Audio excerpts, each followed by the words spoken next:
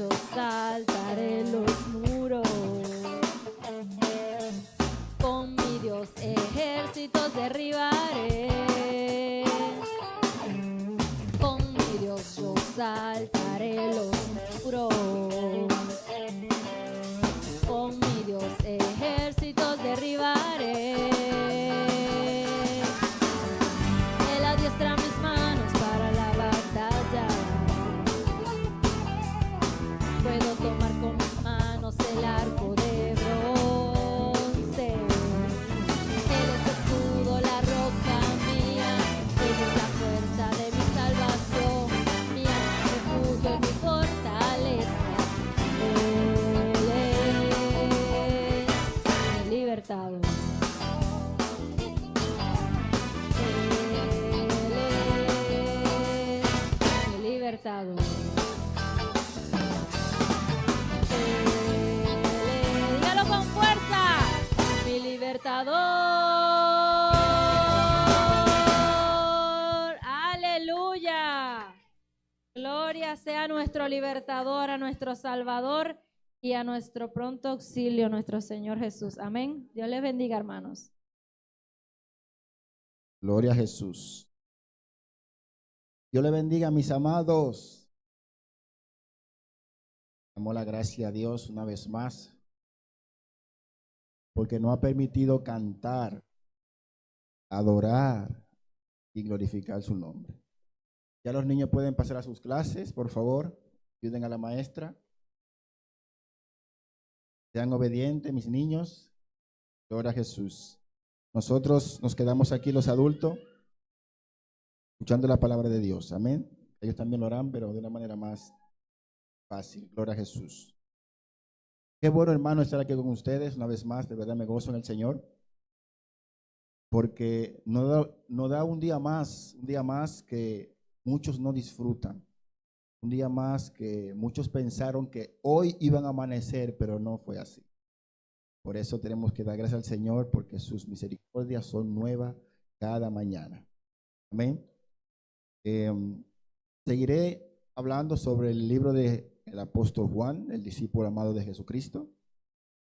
Un libro extraordinario que seguiremos escarbando y sacando esas riquezas que este gran libro tiene.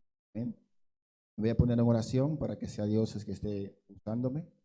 Siempre los predicadores que exponemos la palabra, siempre nos ponemos y nos encomendamos a Dios, porque sabemos que sin Él nada podemos hacer.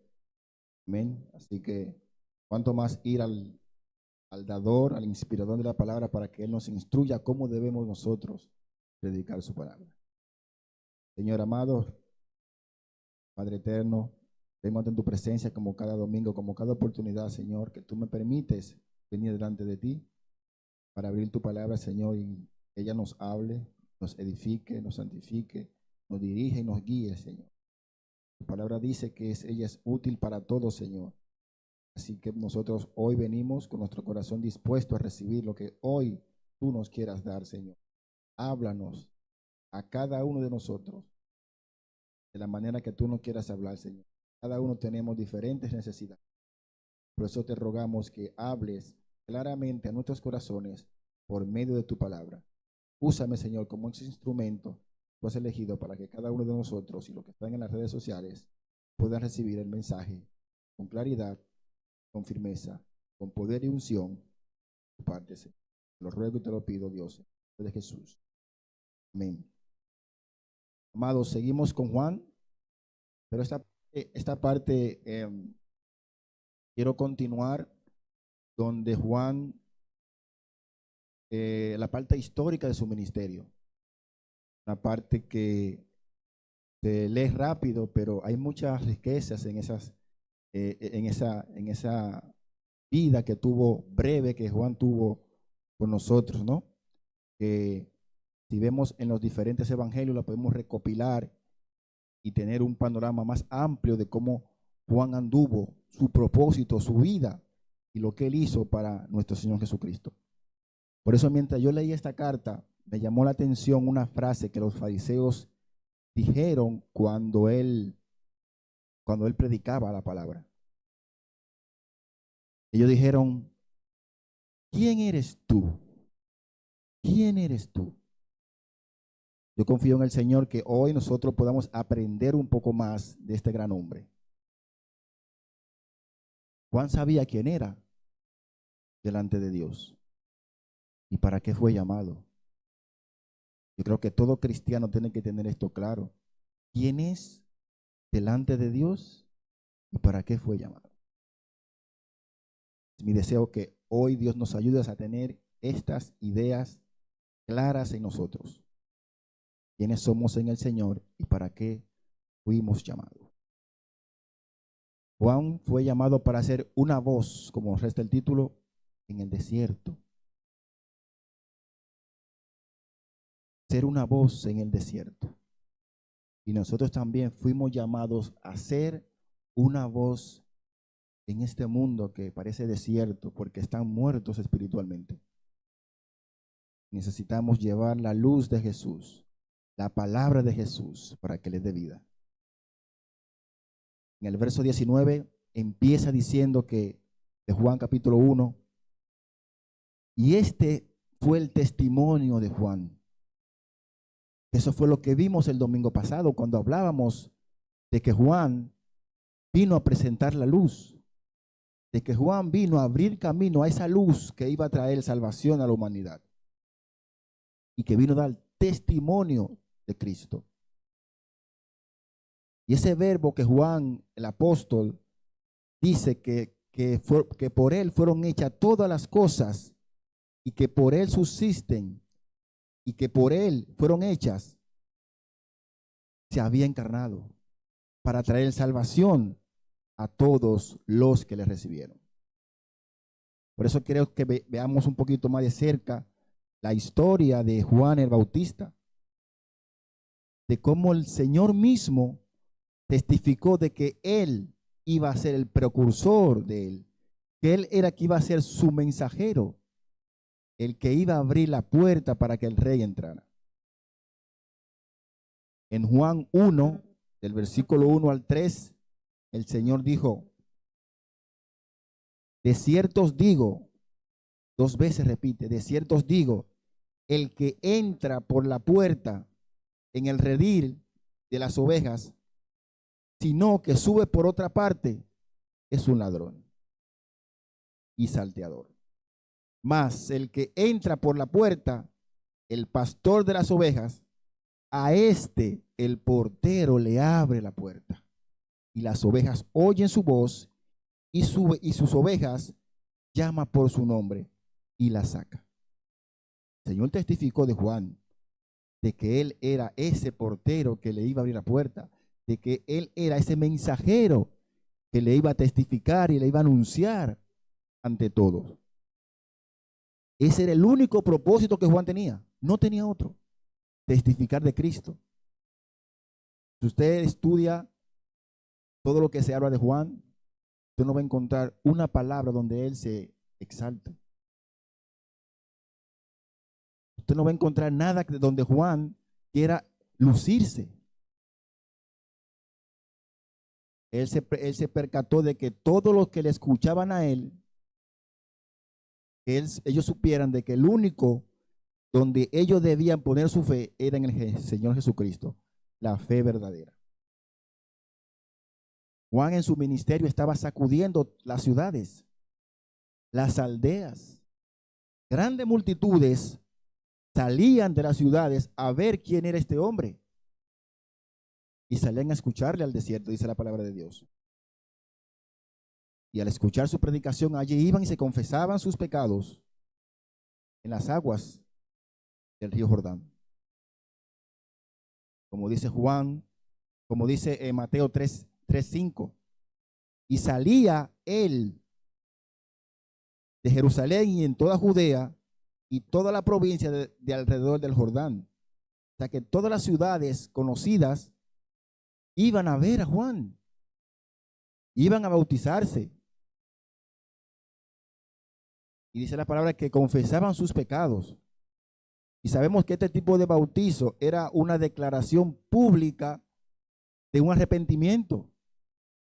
Era un paso que la gente daba hasta que viniera el Mesías. porque le faltaba algo, como lo veremos más adelante. Era una expresión pública, eso es lo que significa el bautismo, una expresión pública de que estamos arrepentidos de nuestros pecados. Como él mismo, después de que dice que luego de vendría otro que lo iba a bautizar en el Espíritu Santo y fuego.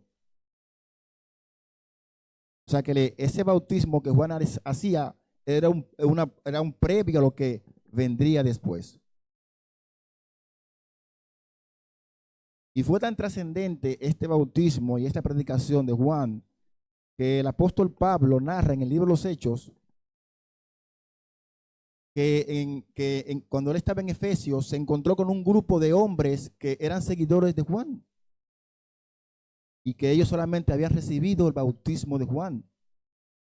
Y de la forma como hablaban, cómo se expresaban, sabía que aún no habían recibido a Jesucristo por la fe. Ellos recibieron a Jesucristo, el Espíritu Santo, cuando Pablo oró por ellos. O sea que, mis hermanos, todo este alboroto que había de Juan, toda esta manifestación que había de Juan y su predicación, los líderes se pusieron en alerta. Los líderes judíos se quedaban sorprendidos de cómo este hombre estaba acaparando tanta gente. Digo yo, se asustaron porque su imperio estaba en riesgo, en peligro. Su reino que ellos habían formado en su religión estaba en peligro, según ellos. Se sentían atacados porque ya no iban a las sinagogas, no iban a las iglesias de la época, sino iban a donde Juan. Así que ellos enviaron una delegación a ver quién era ese tal Juan que estaba alborotando la ciudad.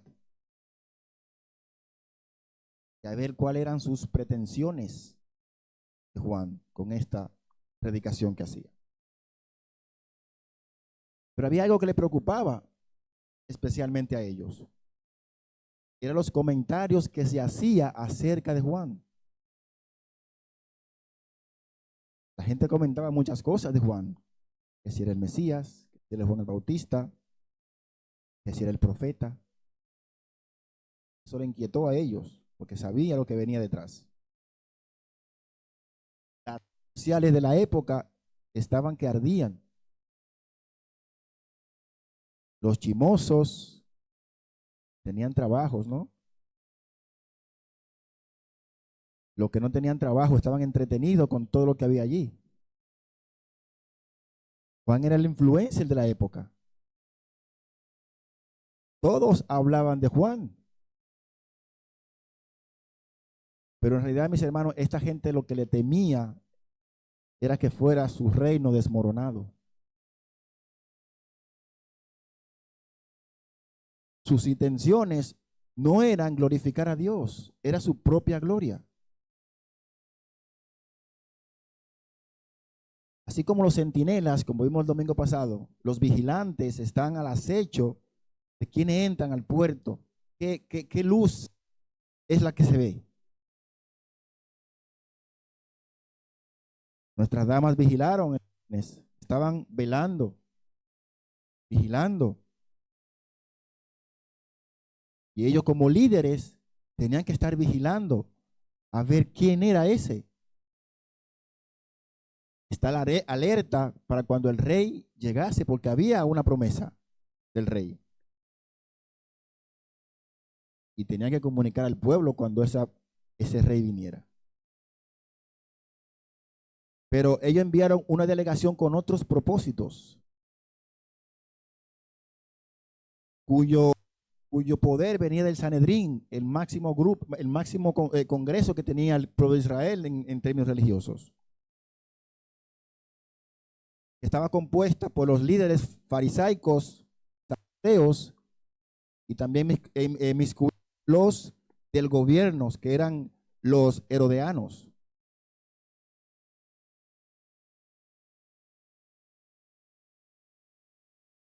Y en cierta medida, mis hermanos, era normal que ellos hicieran esto porque ellos eran los líderes religiosos y tenían que denunciar cuando apareciera un falso, cuando apareciera una persona que se haga pasar por el Mesías, o el profeta o cualquier líder religioso, porque un impostor podía causar mucho daño al pueblo de Israel, que era bastante religioso. Por eso ellos tenían que constantemente estar viendo qué pasaba en el ámbito religioso. Pero eso no era lo que le preocupaba. Esa no era su preocupación. Ese tipo de actitud la podemos ver cuando Jesús empezó a expandir su reino, cuando empezó a expandirse su popularidad y su fama.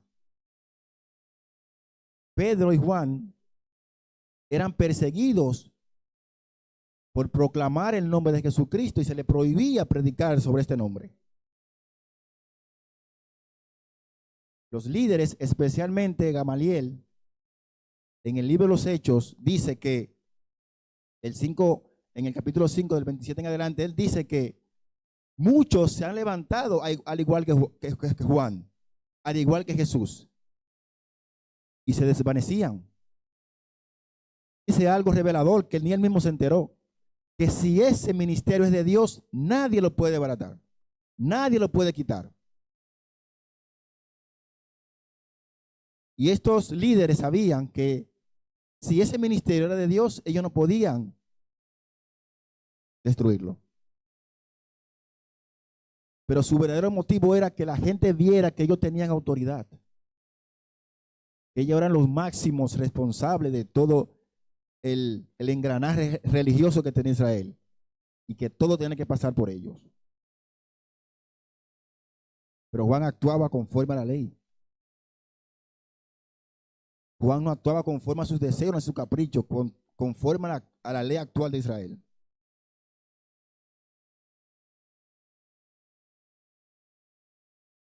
Vive el Señor para siempre. Todos podemos recordar las críticas que Juan hizo hacia ese tipo de personas. Juan el apóstol. Ellos decían que eran los falsos religiosos. En Mateo 3:7 dice que al ver él que muchos de los fariseos se acercaban y los saduceos venían al bautismo, y Juan les decía: generación de víboras, ¿quién os enseñó a huir de la ira venidera? Haced pues frutos dignos de arrepentimiento. Juan deja claro que lo que él hacía con el bautismo era que hubiese un arrepentimiento de parte de la persona.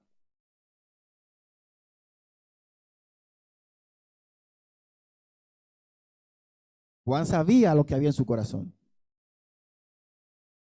Así que los judíos envían a estos sacerdotes, a estos levitas, con unas intenciones de silenciar a Juan, de que no hablase más, que su voz no sonara más, porque la verdad y la luz molesta a aquellos que andan en oscuridad y en tinieblas. No se pueden quedar tranquilos.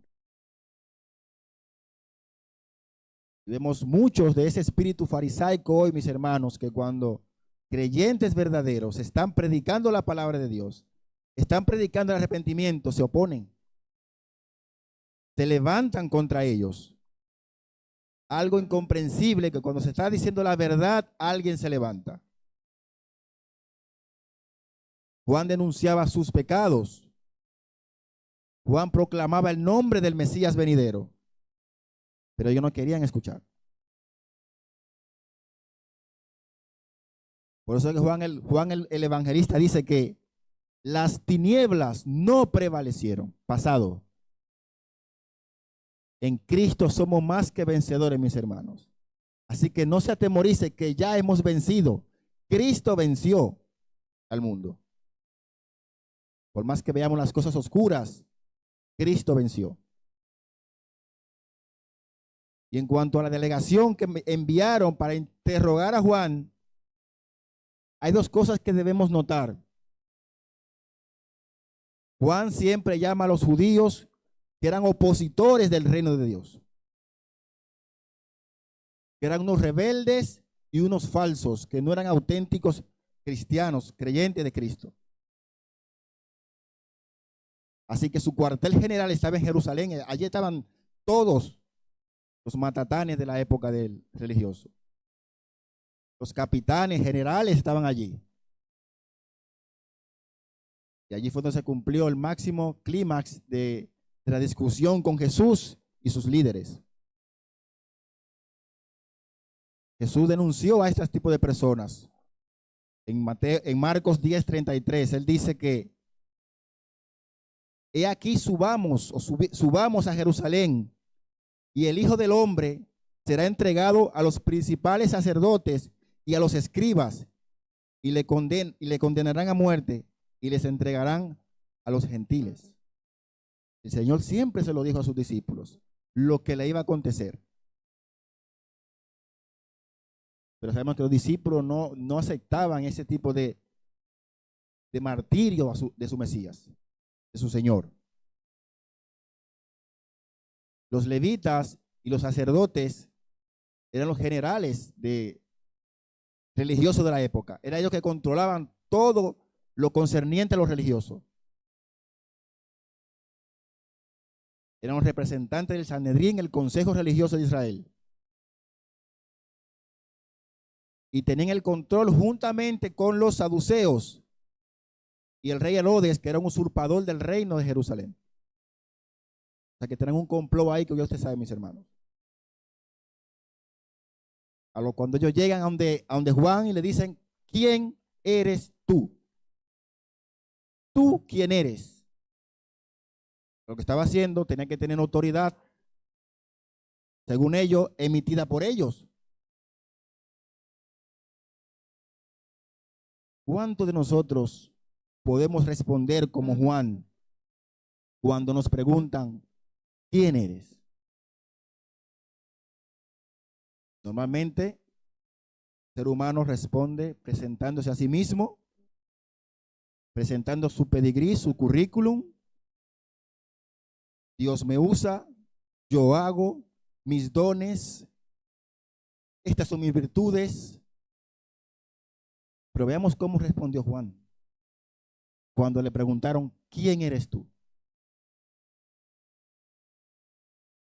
Juan logra con sus respuestas convertir una investigación macabra, intencionada, en algo para glorificar a Dios, para glorificar al Mesías. Él aprovechó esa oportunidad para testificar y seguir testificando del Mesías, que debe ser la cualidad de un buen predicador y un buen expositor de la palabra de Dios. Testificar de Cristo, porque los méritos son de Él. No somos nadie. Él nos hace alguien. En Él somos algo. No es que no nos menospreciemos nosotros mismos, sino que la palabra nos lo dice, que Él es que, por Él es que somos lo que somos. Vive el Señor para siempre. Debemos de anteponer nuestros intereses para Cristo.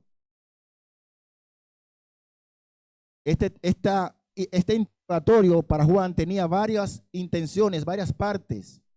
Una que era contra su persona y otra en cuanto a su ministerio.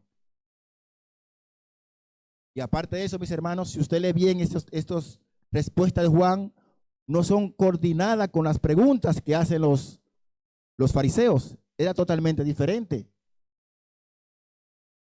Porque Juan sabía los pensamientos de ellos, lleno del Espíritu Santo.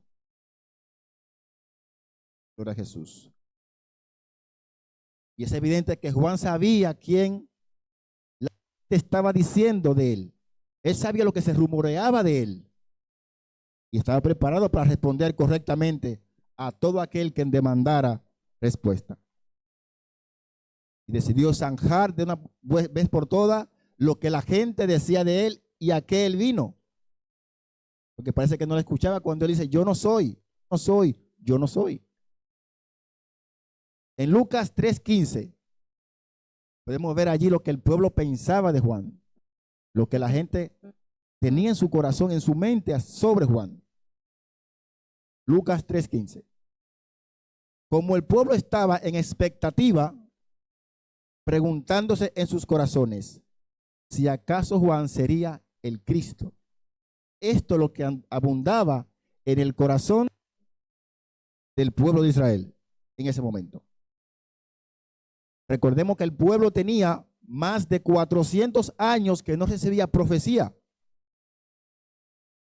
No sabía más nada de Dios en cuanto a profecías después de Malaquías. Además, había un momento que le anhelaba escuchar algo de Dios. Querían ser librados del yugo romano, que estaban siendo oprimidos.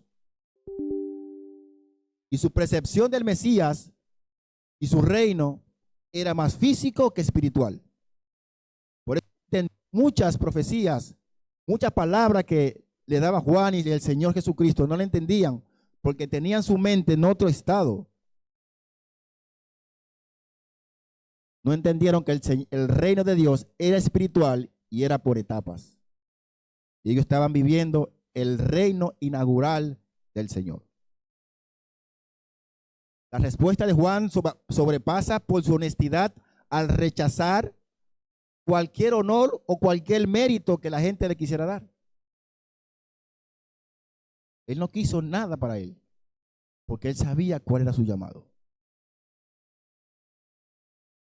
Una frase tan famosa de Juan, él dice: es necesario que yo mengüe para que él crezca.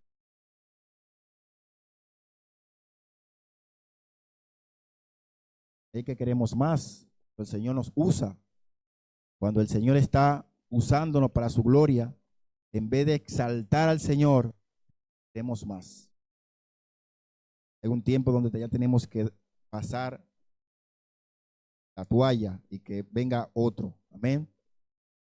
Gloria a Jesús. ¿Eres tú Elías? Les preguntan estos fariseos.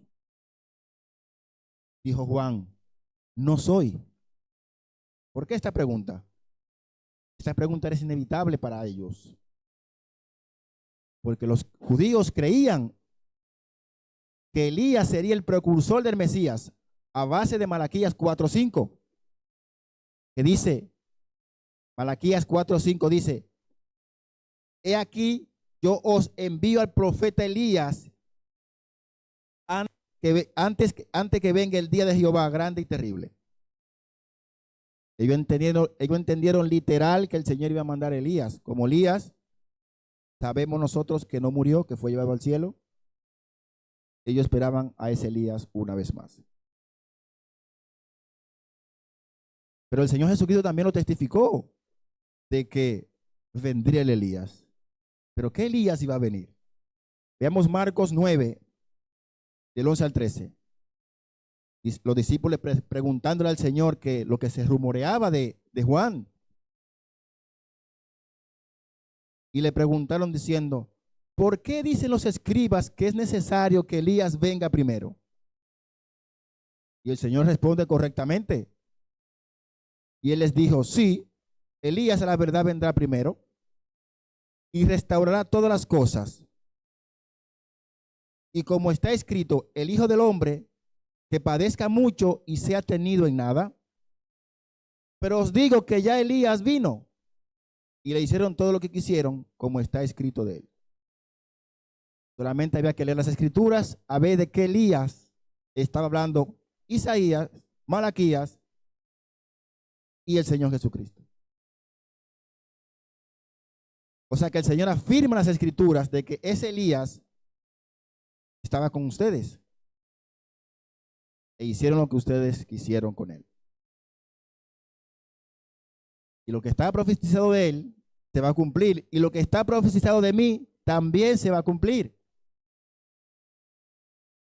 Para que ellos entendiesen el tiempo que estaban viviendo, pero no hicieron caso.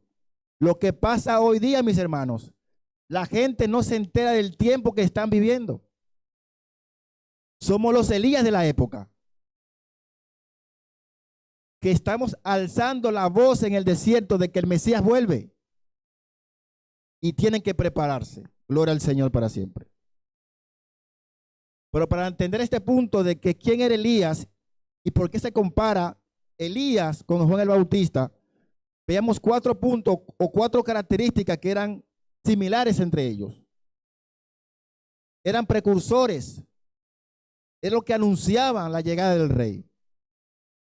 Tanto Elías como Juan fueron anunciadores de aquellos que iban a preparar el camino del rey. Como dice Isaías 4:3, la voz que clama en el desierto, preparar el camino del Señor. Ambos tuvieron su ministerio en el desierto, usando como el medio para predicar su mensaje y preparar el pueblo y la venida del Señor. Sabemos que en la época se vivía en el desierto, en tiendas, en campañas. También eran similares, que hacen un llamado al arrepentimiento, preparando el corazón del pueblo, instando al pueblo que se separe de sus pecados para cuando el Mesías llegue. Y su importancia en su reconocimiento de su ministerio. En ambas épocas los reconocieron como personas usadas por Dios y enviados de Dios. Y estos 2 paralelismos, mis hermanos, subraya la continuidad del cumplimiento de la ley del Antiguo Testamento en la persona de Juan, para darle la apertura a nuestro Señor Jesucristo. ¿Y por qué dijo Juan que no era el Elías? Porque para los judíos, ellos creían que ese era el Elías que había de venir, como le dije. Elías fue llevado en un carro de fuego, no vio muerte. Ellos pensaban que ese era el Elías que iba a devolver. Como lo dice en 2 Reyes 2:11. Vemos allí la muerte, cómo se llevó el Señor a Elías. Así que cuando ellos vieron a Elías, pero cuando ellos vieron a Juan el Bautista, con las mismas características de Elías, pues este es el hombre, porque había mucha similitud entre ellos. Pero Juan le dijo, no, yo no soy. Pero sí soy el Elías de vuestro tiempo, que clama a gran voz, arrepentíos de sus pecados.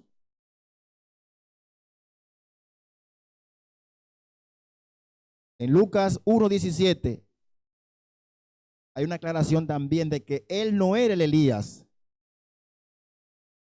Ir delante de él con el espíritu y el poder de Elías. Esa era la cualidad, la característica de Juan y Elías.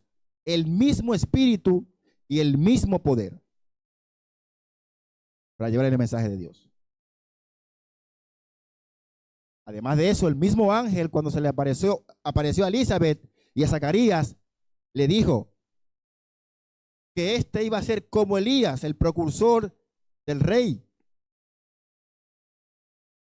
que nunca iba a ser el Elías resucitado, sino el precursor, el que iba a abrir el camino al Señor, no que Elías fuera resucitado.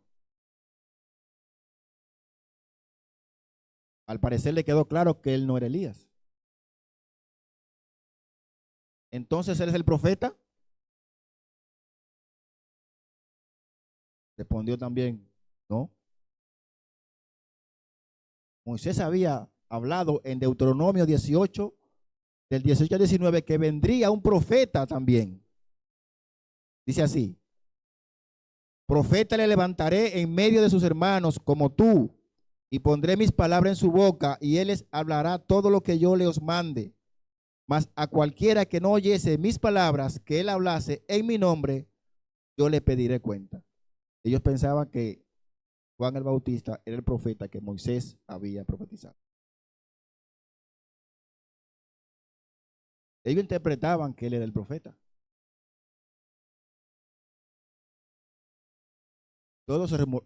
Había muchas interpretaciones erróneas acerca de él. Pero él vuelve a decir, no, no lo soy.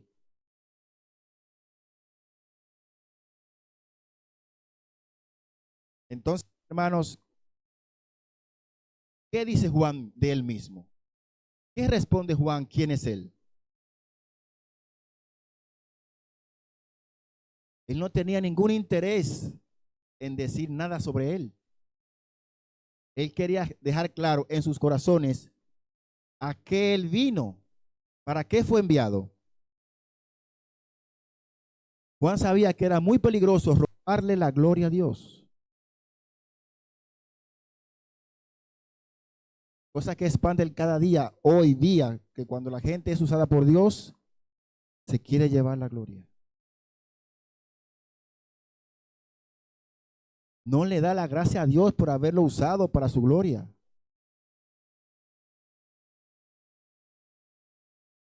Cuando Dios lo usa en diferentes dones, empiezan a fardar de esos dones y a sacar beneficio de esas cosas que hace para Dios. Prueba de ello que Juan dice más adelante en Juan 3, del 27 al 28. Nadie puede recibir nada a menos que Dios se lo conceda. Y le dice, ustedes mismos son testigos de que yo dije, yo no soy el Cristo, sino el enviado de él. Un enviado. Yo soy un enviado. Usted es un enviado. Somos enviados, como dijo el Señor. Id y proclamad este evangelio a toda criatura. Entonces, ellos abrieron la puerta de par en par diciendo, entonces dinos quién es. Dinos quién eres, Juan. Y Juan aprovecha la oportunidad como diciendo, ya no tienen más preguntas que hacerme, no tienen más acusaciones que hacerme. Pues yo le diré quién soy. Y vuelve y citas Isaías 43. Yo soy una voz que clama en el desierto, enderezad el camino del Señor, como dijo el profeta Isaías. Esa es la respuesta de Juan cuando le preguntaron, ¿quién eres? Él se anuncia como el precursor del Señor, como el profeta del Señor que iba a anunciar su nombre. Todos los evangelios, Marcos, Mateo, Lucas y Juan, testifican de esto.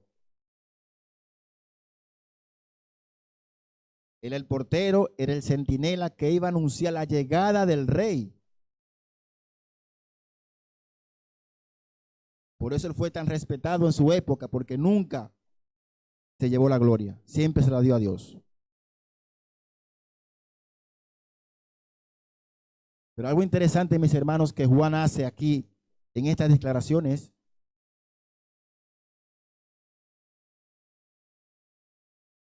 que siempre usa las escrituras para dar su respuesta.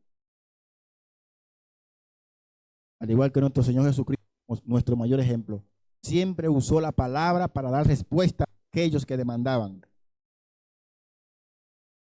Que debe ser lo correcto cuando se nos pregunta algo sobre nosotros y de nuestra fe, contestar con las escrituras.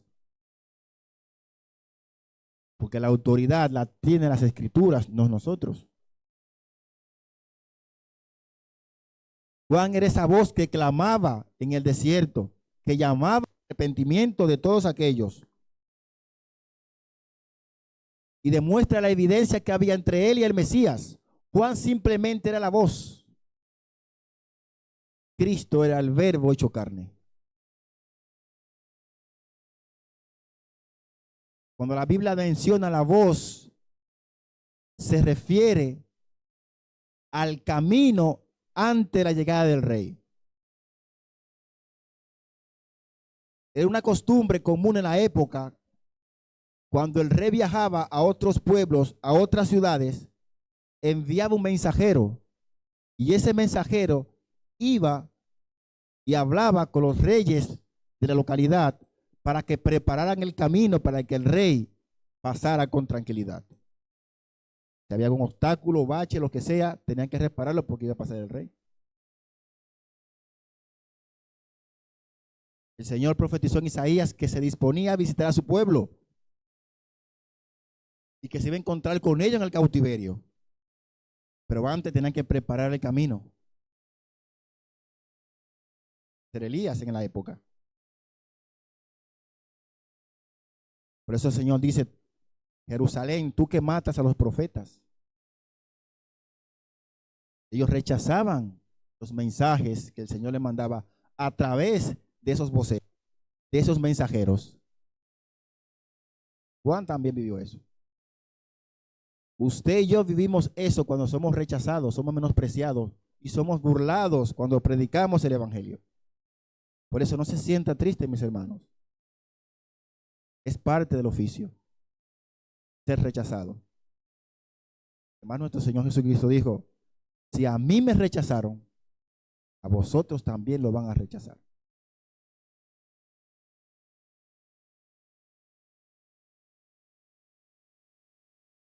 Este escenario, aunque es diferente al nuestro, pero tiene el mismo principio, mis hermanos. Somos llamados a anunciar. Somos llamados a preparar el camino. Somos llamados a ser voceros de ese rey que viene. Y el pueblo tiene que estar preparado para cuando el rey venga. Porque es la etapa final, mis hermanos. Hay guerras, rumores de guerras, principios de dolores. Y por esta razón Juan predicaba el arrepentimiento del pueblo. Juan no salvaba a nadie, como dijimos el domingo pasado. Juan no salvaba a nadie. Y dijimos que nosotros tampoco salvamos a nadie. Pero sí anunciamos, sí predicamos, sí aconsejamos que se aparten del mal y vuelvan a Cristo. Y vengan a Cristo. Esta humildad es tan rara como encantadora. Porque él podía tener una influencia con el Señor, pero no la utilizó. Sabemos que muchos se valen de eso cuando tienen cierta comunión con el Señor, cuando tienen cierto favor con el Señor, lo que hace que se engrandecen, empiezan a pisotear, menospreciar a los demás. Pero Juan no actuó así. Él menguó para que el rey crezca. Y esta virtud no abunda hoy, mis hermanos. Y cuando usted ve una persona orgullosa, egocéntrica, siendo creyente, tenga cuidado, porque eso no viene de Dios. Eso no viene de Dios. El Señor llamó que seamos humildes y mansos como Él. Llegó el ungido. Llegó el reverendo. Llegó el líder. ¿Los demás qué son? El Señor dijo que los últimos serán los primeros. El que quiera ser más grande, que se haga pequeño. El Señor siempre enseñó humildad. El Señor siempre enseñó a lavar pies. Y nosotros tenemos que cultivar este bello espíritu que tenía Juan el Bautista. Y arrojar siempre alfombra roja a nuestro Señor, para que sea Él exaltado en todo momento, mis hermanos. En todo momento. Por último, mis hermanos, ¿quiénes eran estos fariseos que fueron enviados? ¿Quiénes eran? Lo tenemos en la época y también dentro de las iglesias. Estas personas que mandaron a cuestionar a Juan de quién era él. Eran sectas religiosas que estaban en contra de todo lo que sonara a Jesús. Personas que aparentemente eran pulcros, pero podridos por dentro. Su hipocresía lo delataba. Querían aparentar serles religiosos, y vivían vidas muy pecaminosas internamente. Jesús le llamó sepulcros blanqueados porque conocía su corazón. Pero los sacerdotes y los levitas, esos eran peores todavía, porque estos eran unos que no creían en la resurrección y otros eran políticos. Y cuando el mal ve que el bien viene, se unen, aunque son enemigos. Así que lo que está aconteciendo hoy en el panorama mundial, mis hermanos, no se asusten cuando los enemigos a muerte se unan. Pilato y Herodes eran enemigos y se unieron para crucificar a Cristo. Los saduceos, fariseos y los herodianos eran enemigos, pero se unieron para matar a Cristo, para acusar y perseguir a los que seguían a Cristo. Así que no se extrañe cuando usted vea países que son enemigos desde antaños, hoy se unan para destruir al pueblo de Dios.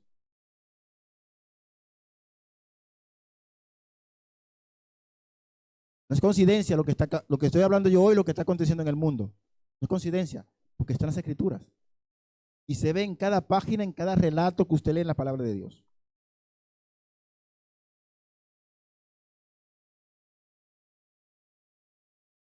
¿Hasta dónde puede llegar el hombre para negar la verdad? ¿Hasta dónde puede llegar el pecado del hombre con tal de no reconocer a Dios como su Señor?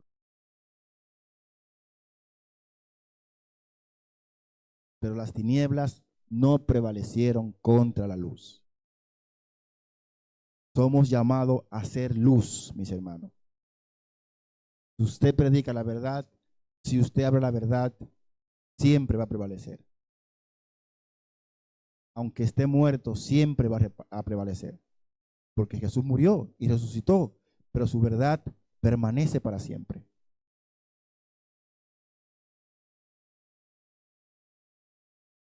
No tengamos miedos cuando nos intenten callar, intenten boicotear, porque nuestro Señor está con nosotros.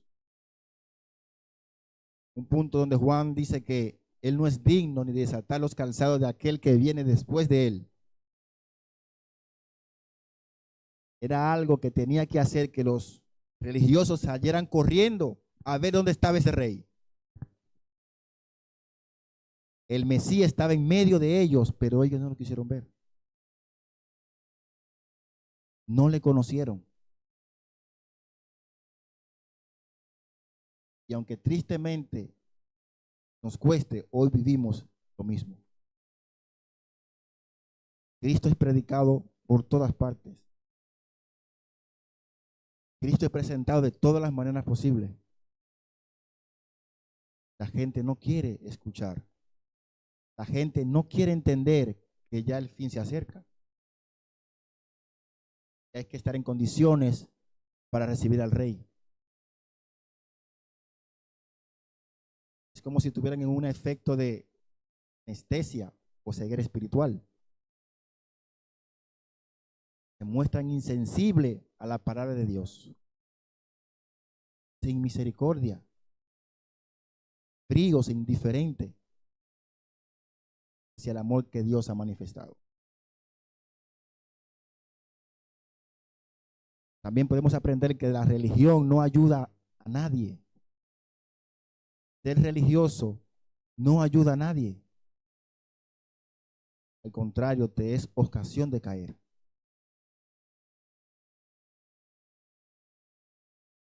Tenemos que tener cuidado en no ser religiosos, sino relacionado con el Señor.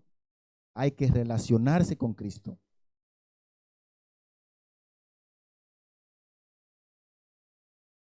Juan se caracterizó por su fidelidad a Dios y su humildad para darle la gloria a Cristo siempre.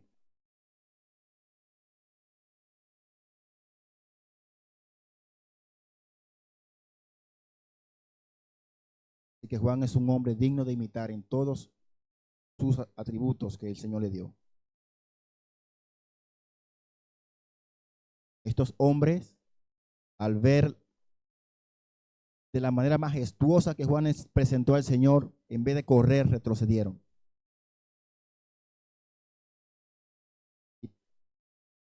Y por tal actitud fueron condenados, mis hermanos. Por eso hoy, mis hermanos, amigos y hermanos, que hoy escuchamos la voz de Dios, la palabra dice que no endurezcamos nuestros corazones y que nos preparemos para la venida eminente del Rey. Roguemos que nuestra voz no quede en el vacío y que todos las escuchen para salvación, porque el fin se acerca. Dios nos conceda ese espíritu de Elías, de Juan el Bautista, y que podamos proclamar con poder gloria para Él. Y anunciemos el mensaje de buenas nuevas para salvación, para gloria de su nombre. Yo quiero orar, mis hermanos, por dos cosas hoy. Háganse de pie, por favor. Yo quiero orar para que el mundo escuche la voz de Cristo. Para que esos países que están en guerra, en conflictos, dialoguen, que escuchen. Porque ellos en su orgullo creen que pueden hacer lo que quieran, pero no pueden. Solo Dios es soberano. Solo Dios puede permitir lo que ellos quieren que hagan. Hasta la muerte de nuestro Señor Jesucristo estaba al control del Señor. El Señor usó al maligno para llevar la muerte de su Hijo. Imagínense eso, mis hermanos. ¿Usted cree que el hombre tiene control sobre las cosas? No tiene control. Él cree que tiene, pero no la tiene. Porque todo obra para que su plan se lleve a cabo. Y nosotros que conocemos nuestro Dios, estamos confiados en Él. Sabemos que en este tipo de situaciones hay personas que sufren mucho y pagan ese precio por el orgullo de otros. Por eso clamemos al Señor para que tenga misericordia de esas personas que están entre esos dos bandos, de esas personas orgullosas de poder, de ansia, de avaricia, de codicia, serán afectados. Señor, te damos las gracias porque tú eres bueno, Padre, y para siempre son tus misericordias, Señor. Hoy hemos hablado de tu palabra, Señor, de Juan, de ese gran vocero, de ese gran mensajero, Señor, que anunció tu venida, tu llegada, Señor mío. Oh Dios, te rogamos que tú prepares a tu pueblo en estos momentos, Señor, y se aliste a proclamar aún con más fuerza tu venida. Que se prepare a usar todos los medios posibles, Dios mío, para decir al mundo que tu venida es eminente. Que preparen sus corazones en arrepentimiento y fe y vengan a Cristo Jesús. Porque cuando tú vengas en tu gloria, ya no habrá chance. Ya no habrá oportunidad. Porque tú cada día das una oportunidad al pecador para que se arrepienta. Señor, te ruego que tú traigas convencimiento de pecado a todos aquellos que aún andan en tinieblas, mi Dios. Que tu luz les alumbre, Padre. Y ayúdalo a ver su pecado. Y que puedan ver la necesidad que tienen de venir a ti, porque solamente en ti hay salvación, solamente en ti hay vida eterna, y vale la pena escucharte y creerte, Señor. Y tú no lo pusiste tan difícil, Dios, solamente escuchadme, escuchadme y viviréis. Escuchadme, pueblo, escuchadme, mundo, viviréis.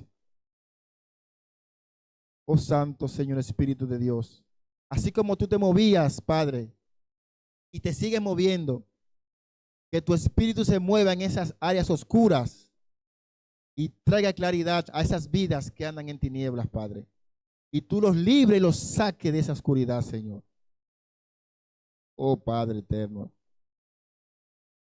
glorifícate, Señor. Que tu voz se expanda, Señor, y corra hasta lo más profundo de este mundo. Y se cumpla tu palabra, que tu evangelio será predicado hasta los confines. Y entonces será el fin. Solo entonces será el fin. Solo entonces, cuando el evangelio de Jesucristo sea predicado a toda criatura, Él vendrá. Antes no.